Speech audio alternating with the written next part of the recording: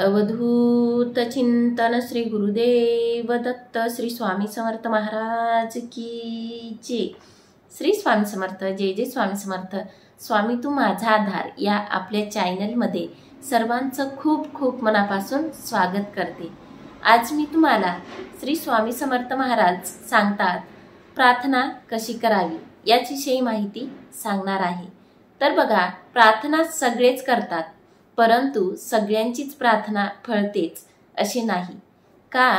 याचे कारण श्री स्वामी समर्थ महाराज एक दृष्टांत देऊन सांगतात। तर बघा, एकदा समस्त शिष्या समवेत श्री स्वामी समर्थ महाराज प्रवासात निघाले। प्रवास सुरू असताना अवकाळी पाऊस सुरू झाला।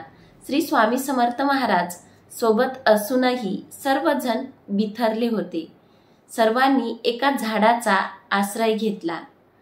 सगळेजण पाऊस थांबण्याची वाट बघत होते, परंतु पावसाचा जोर वाढतच चालला होता।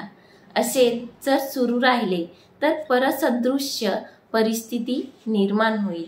या भीतीने सर्व भक्त स्वामींना शरण गेले। तेव्हा श्री स्वामी समर्थ महाराज म्हणाले, अरे, अशी गयावया करण्यापेक्षा या पावसाला हात जोडून विनंती करा, प्रार्थना करा। सर्वांनी मनापासून प्रार्थना केली तर तो तुमचे नक्कीच ऐकेल। प्रार्थनेत शक्ती असतेच, परंतु सामूहिक प्रार्थना ही लवकर फळते। म्हणून सर्वांनी मनापासून एक मुखाने एक दिलाने प्रार्थना करा। सर्व भक्तांना स्वामींचे म्हणणे पटले। सर्व भक्तांनी मनापासून प्रार्थना केली आणि काय आश्चर्य, पाऊस कमी होता होता पूर्ण थांबला।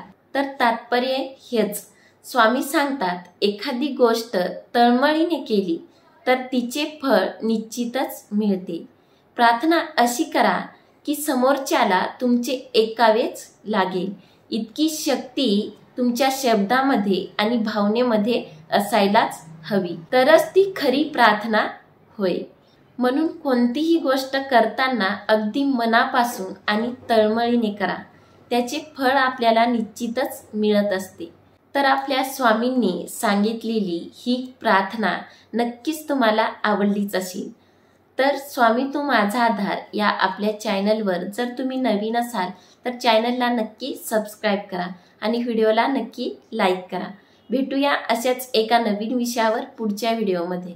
धन्यवाद। श्री स्वामी समर्थ, जय जय स्वामी समर्थ। श्री स्वामी समर्थ, जय जय स्वामी समर्थ।